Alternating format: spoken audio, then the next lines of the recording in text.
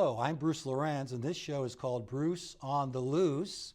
And I talk to a lot of people in the Wadsworth community, both governmental and school people and others, to inform and educate our community on various things going on in our town. A previous show I had, Dr. Hill was on recently, and he talked about a lot of things about the CIS levy coming up and also bond issue combination. And he also talked how he was so glad to be in the district, and he's been here 9 years, and I was really surprised by that because I didn't think he was here that long at all. Time does fly. We're very pleased today to have Sunaina Kelly, and she is the new principal at Franklin Elementary. Susanna, thank you for being here, and I'm sure you're very excited about tomorrow. The students come, and you're probably really excited. Yes, I know I probably won't sleep tonight because I'm going to be so excited for tomorrow, because as soon as the kids come in, it just makes everything worth it, just having the kids in the building. No question about it. What about your educational background? Could we start there? Yeah, so I'm originally from Buffalo, New York. So I was originally a pre-med student at SUNY Geneseo, so it's a small little town east of Buffalo, and I was pre-med there, and I was going to be a doctor, and then probably one semester in, I was like, I really want to be a teacher and I want to be an educator. So I switched up my major and I went into education, and I knew I was eventually going to move to Ohio, so I transferred over to Baldwin Wallace, finished up my educational degree there in K-3, so, and then 4 or 5 later on I did to teach 4th and 5th grade.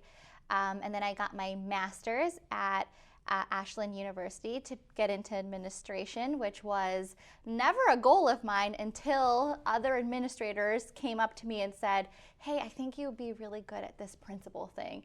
And it totally caught me off guard because I'm like, what are you talking about? I'll be good at this principal thing. But they're like, just give it a try. So I had to get my master's. So I was like, well, might as well do it in administration, see how it goes. And as soon as my first class started, I was like, oh my gosh, I love this. I want to be a leader of a building. So got my master's at Ashland, and I currently am working on my superintendent's license from Miami University online, and hopefully one day I'll have my doctorate. So we'll see. Fantastic.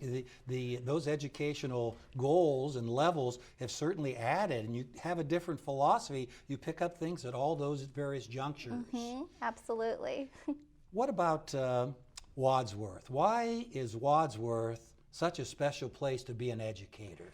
So I think this community just values education. I think it values teachers, it values all staff, and it values the student experience at school. So I was a 1st grade teacher at Isham, and then I got transferred over to Overlook, so I was a 1st grade teacher at Overlook. I did that for about 5 years, teaching 1st grade, and I was embraced by the community, and the community was willing to take risks with me. They were willing to try new things to help keep their students engaged, and it just was a special place because you don't get that often in a lot of other places. And then I knew I wanted to pursue administration, so I left and I went over to Revere Local Schools to be the assistant principal at the elementary school. They knew eventually I wanted to be the principal of a building, and this position at Franklin came open last minute. I applied, and here I am. I came back to what feels like home. So what motivated you to apply for the principalship? I know we've talked about other people urging you to take that step, but I got to tell you, there's a lot of responsibilities, a lot of duties, especially this day and age, with a lot of complications on our side with medical issues. But so why did you decide to take that leap? So my passion is teaching and learning, and that goes beyond just teaching in a classroom. That's helping teachers grow their expertise. It's helping all students on a much larger scale. It's motivating and engaging an entire building, and that it's kind of a really strong passion of mine to take a group of people and continue to grow them in every way possible. And it just brings me so much joy to know that I can have that type of impact. And and then ultimately have and create more leaders in a building. So it's not just me. I am not the leader or the only leader. My goal is to build as many leaders as possible in a building, so we are all working towards a common goal, and that really is enhancing the student school experience. That kind of leads me to my next question in regards to mentors. And you know, we all sometimes get into new situations, new positions, and others have walked before us and have guided us and helped us. How important are mentors to principals and teachers? Extremely important, because they're kind of like coaches. They coach you into what is coming up next or what you maybe need to prepare for. So luckily this administrative team here at Wadsworth has been so warm, so welcoming, and I have probably called all of them at least 15 times, and they pick up every single time and help me with questions or prepare me for something that's coming up. And it's just, you have to find those people, and mentors and coaches are only as good as the person that's asking the questions. You have to be willing to be vulnerable, ask questions, figure out answers, and not be afraid to reach out to someone. My elementary admin team, Chris Roberts, Steve Brady, Aaron Simpson, Laura Maslick, have been instrumental in just getting this year started, especially in this new role. What about the situation with regards to the local elementary schools?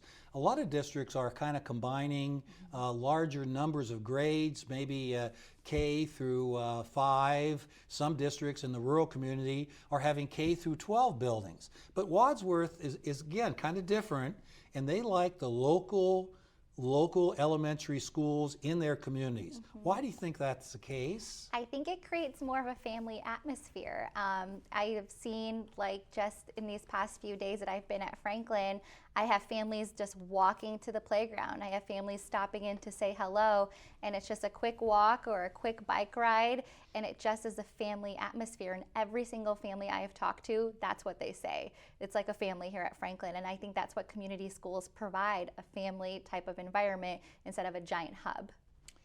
Visibility is really a key. The teachers and certainly the parents and students like to see the principal out and about doing all sorts of things. Do you think that's true, and how will you try to be visible? I think it's so important for a principal or any leader to be visible. My goal is, if someone calls my office, I never pick up the phone because I don't want to be in there. I want to be out in the hallways, I want to be in classrooms, I want to be with teachers, and I want to be with students, and I want to be with staff. So that they know that you are a presence in this school and they know that you are there to support them. It's easy to get sucked into the managerial things in an office, but you have to be very intentional and make sure that you're visible in that building for those kids, so that when you're walking down the hallways, it's never a surprise to anyone. I hate to ask you this question, but I will anyway. Please do. Do you feel any extra pressure taking over for an icon such as Roger Havens? When I was in the district, one of my colleagues, he is a very unique person, did all sorts of hands-on learning experiences, and loved certainly by not only the Franklin community, but the whole district. Do you feel any pressure at all? So I kept hearing before I came over to Franklin, and even when I was a teacher, that Roger Havens is the unofficial mayor of Wadsworth. I think there's not really pressure. There's some traditions I would like to preserve. There's things I would like to learn about what he did, and then just make them my own, make them unique, and just keep on building more traditions and new traditions and put my unique spin on them. So I actually find it exciting that he was considered such a legend in this community, because I can see what I can do with that. And I hope one day maybe people will say that about me. That's certainly a positive approach, very, very much so, and I appreciate your answer there. Speaking of your leadership skills, will you go ahead and try to keep many of the things the status quo? Will you take a wrecking ball and change everything? Or will you kind of subtly move through the school year? I think it will definitely be subtle. So here are some things that I have in motion. My goal is to meet with every single staff member individually. I'm almost done meeting with them, and it's asking them, what do you love about Franklin, and what do you want to see never change? And it's taking all of that information to figure out what I want to do. I'm going to have soon, when I send out my first family communication, a family survey. So I ask the families, what do you love about Franklin? And what do you want to see changed, or what do you want to keep the same? And I'm going to use what the community needs and the staff needs to determine what next steps I'm going to take. But definitely not come in with a wrecking ball, because that usually never ends positively. But seeing the trends and the feelings of the community and the staff, and using that to make small changes throughout time. Because when you make too many changes at once, they say, an inch deep, mile wide, you're not really getting anything out of it. You just have to make sure you make meaningful changes that reflect the community's needs and wants. And many times the teachers really like routines. They like, as you formerly were in the teaching field for years, anything that takes away from certainly reading time, or anything that interferes with what they're trying to do is something that causes anxiousness. Yes, that is true. But I think especially these past 2 years, I think we have learned in the educational field that we can be extremely flexible and go with the flow. That's one thing that that has definitely come out of how hard these past few years have been. You talked about meeting with the staff members. What other types of communication will you have with your staff? And we talked about your visibility being constant. Not getting your phone, that's wonderful. I hadn't heard that before, and that's great. But communication is really a key to a building success. How will you tackle that difficult situation? So my plan is and these are like very official, like every Friday I'm going to send out a weekly newsletter to all staff and families. So families are always hearing from me every Friday. But beyond that, when you're visible, you're having communication with teachers and staff all the time. When you're not in your office and when you're walking around, you have so many points of contact. I've also started a building leadership team and different committees for the staff to join, to help with decision making, to help with different projects for the building. So it's really just shared decision making, bringing everybody to the table, bringing multiple voices to the table, and making sure families feel included. Over communication is better than less communication or no communication. So I really believe in that. So even if a decision went the other way, if a committee was formed and other peers were involved, then it's probably a little more readily acceptable to move in that direction. And other people probably say, oh, come on, you need to try this, it's going to work out, we think it's going to be a good plan. And that really stops resistance, I would think. It creates a collaborative environment, and that's one of my goals for Franklin, is to create a professional learning community where we're learning from each other. The decisions are not just coming from the main office, the decisions are coming based on the needs of our students, and as a team effort in all the things that we do. Sometimes the support staff seems to be the forgotten people, and working in a rural district for a few years, occasionally we would have bus problems. In fact, occasionally the bus would have difficulty, either a breakdown or slide in a ditch.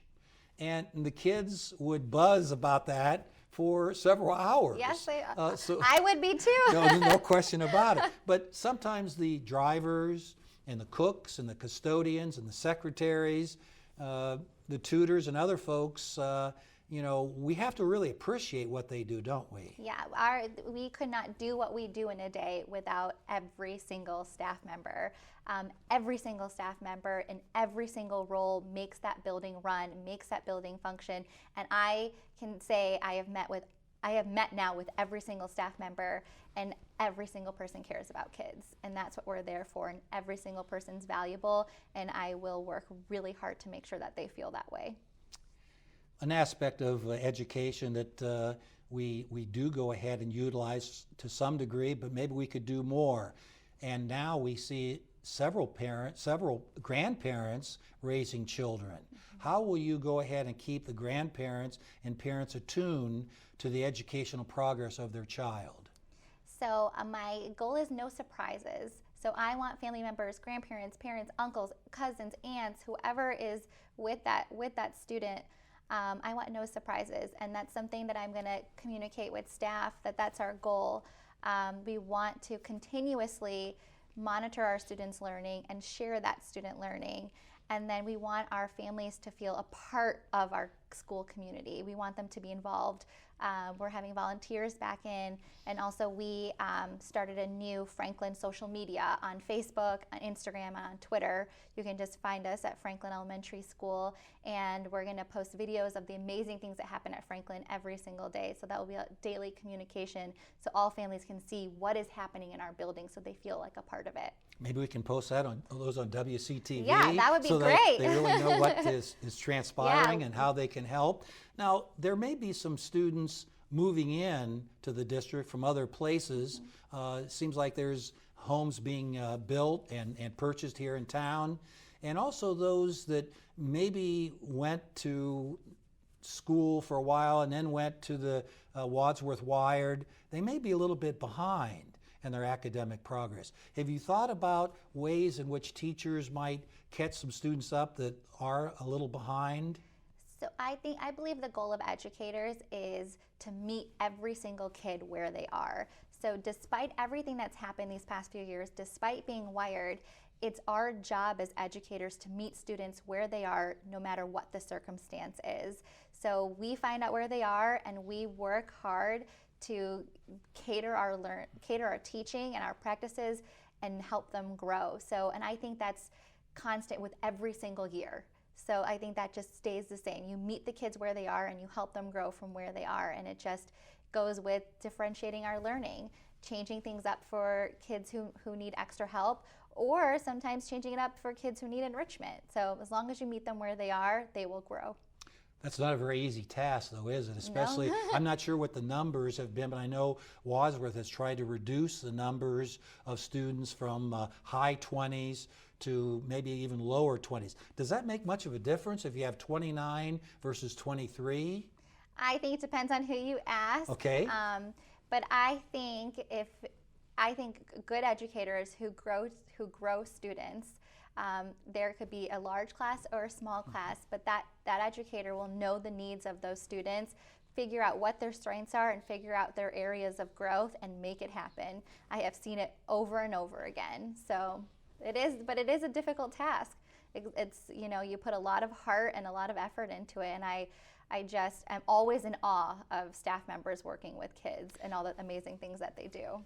If a student had been there all year as a second grader, would that teacher then pass on some not only information but also some verbal things that this student really loves cars, and if you can get them to read, that's wonderful.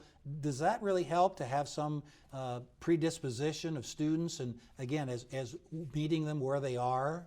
I think when you have positive conversations about a student's strength as they're moving on, I think that helps create just a better environment for that kid for the next school year. As long as we're focusing on that positive, we're focusing on the student's strengths. I think that goes with that back to that professional learning community I want to build at Franklin. It's having those professional conversations, and I do believe that does help absolutely. I used to be a supervisor of student teachers at the University of Akron for 6 years. Will you welcome student teachers and try to, again, expand their knowledge and possibly getting into education? Absolutely. Right now I think we have about 8 student teachers in our building. Wow. So we are welcoming them with open arms. But I truly believe in the field of education, and I want to be a part of growing educators for this field and growing their expertise. Absolutely. What about the wider community? We've talked about grandparents and parents being a critical part of the educational process. What can the wider community do to assist students, and what can the school do to assist the wider community? I think when you have wider community be a part of your school, like building partnerships with businesses and having those businesses come in and share about what they do for the community. I think it just makes the whole community and the whole school community even better than before. But that is one of the things that's amazing about Wadsworth, is there are those type of partnerships here where the community supports the school and the school supports the community.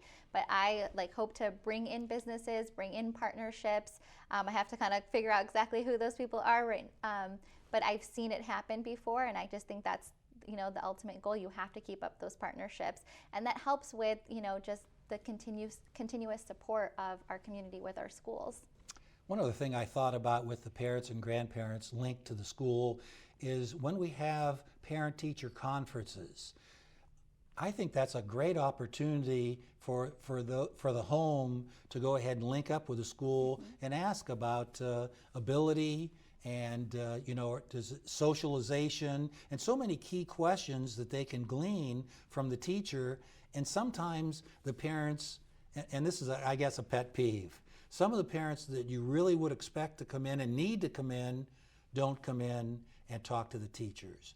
What do you do about that, and how do you try to encourage those folks to make it to conferences? So I think this goes back to the idea of no surprises. So that conference day should not be the first point of contact or the only time that you're talking with families. I think you pick up the phone. One of the initiatives that we did is within the first 60 days, the teachers are going to call home for a positive phone call. I think we continuously share student progress with families, weekly or monthly, however we want to do it, so that the conference is not that first point. And sometimes it's picking up the phone and calling, which people sometimes are nervous to do these days, but it does make a big difference to pick up a phone and call families and say, what can I do? And now we have that ability to even do virtual meetings. Like, if you can't get here, we can get online. If you want to do this over the phone, we can do it over the phone. If you want to do this over email, it's trying every effort to meet with that family multiple times throughout the year and not just that one conference day. Many times as assistant principal, I made calls home, and sometimes the reaction of the parents was very unique, and they said, "What did she get into now?" I said, "Mrs. Miller," I said, "this is a positive call. Your daughter was in a group discussion and helped a couple other students and really was the leader in that group. Congratulations."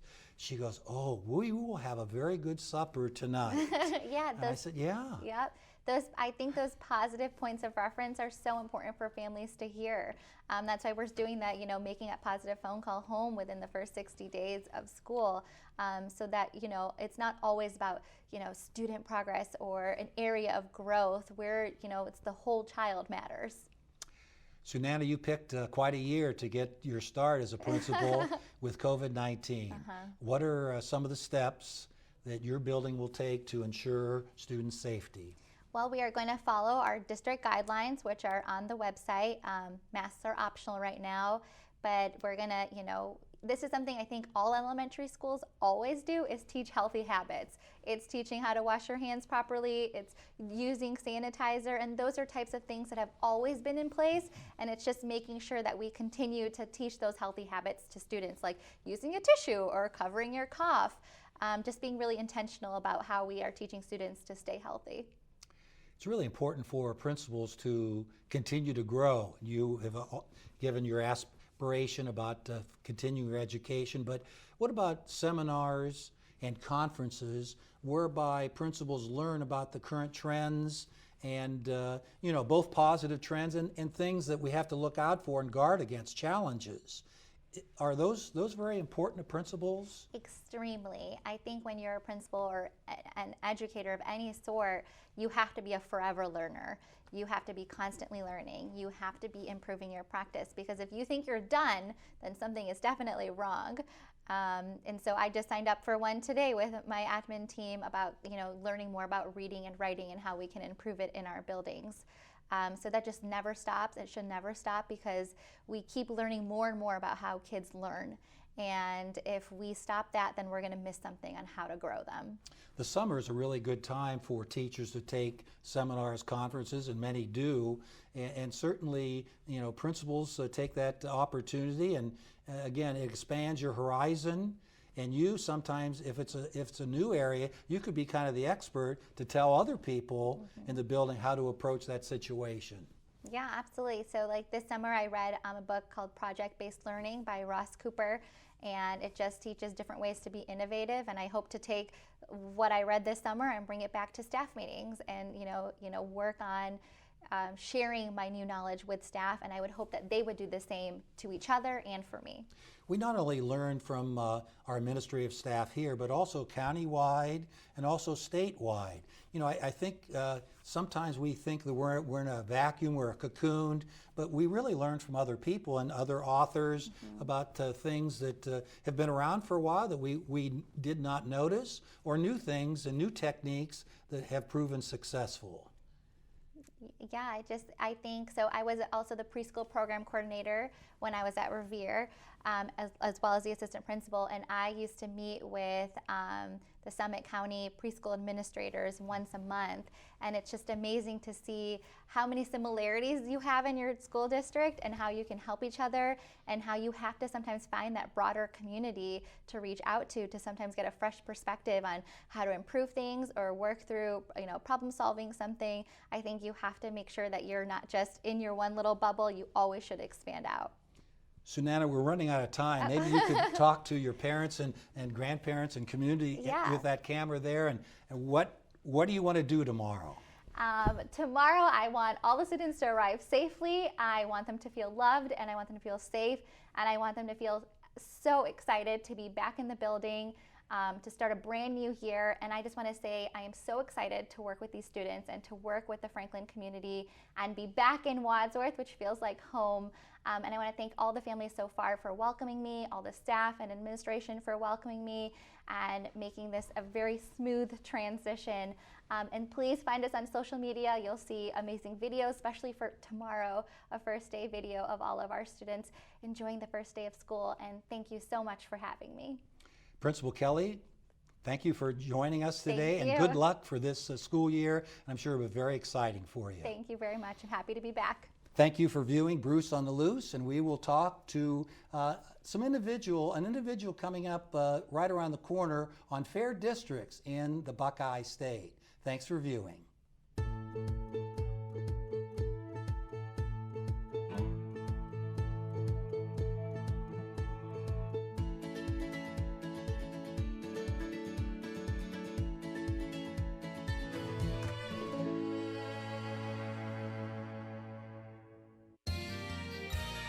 You are watching WCTV, Wadsworth Community Television.